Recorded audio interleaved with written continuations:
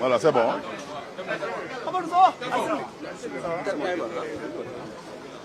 Monsieur le ministre, bonjour. Bonjour, Monsieur le ministre. Bonjour. Alors, après quand même en d'absence, on vous revoit à la mosquée omarienne, c'est une habitude chez vous. Alors, d'abord, comment avez-vous apprécié cette prière de l'Aïd el-Fitr aujourd'hui? Je rends grâce à Dieu d'être encore présent ici. Je suis habitué à cette mosquée, j'y venais très très jeune, donc c'est avec plaisir. Je rends grâce à Dieu d'être là aujourd'hui et souhaite que le bon Dieu accepte nos prières et qu'il répande sa grâce sur nous tous, tout le pays et tout le monde. Alors, l'occasion faisant toujours le larron, aujourd'hui, comment appréciez-vous la situation du pays, de manière générale?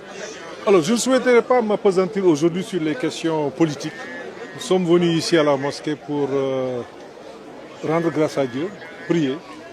Je souhaite que le Sénégal soit un pays uni, que l'on soit un pays de paix, que l'on soit un pays de prospérité partagée.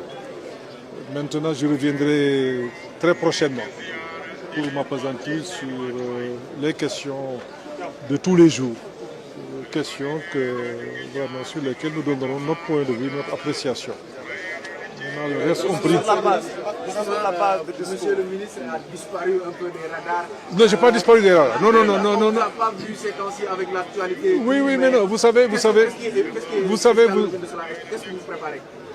Non, je prépare rien. Je travaille, c'est tout. Il n'y a pas de problème. Je pense qu'il y a un temps pour tout. La préoccupation, le problème que nous avons au Sénégal, c'est qu'on passe tout notre temps, de mon point de vue, à être en campagne électorale. Or, il y a un moment pour peut-être échanger, pour parler de programmes politiques. Il y a aussi un moment pour travailler. Je pense que c'est le moment du travail. Voilà, laissons le gouvernement travailler. Vous êtes dans votre coin en train de travailler? C'est pas que je suis dans mon coin. Je mène une activité normale.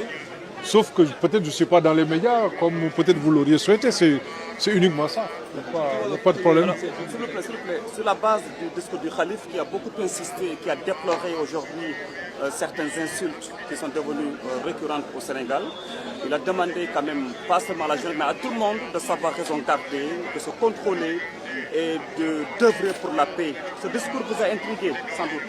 Oui, parce que nous sommes avant tout des êtres humains. On se doit respect.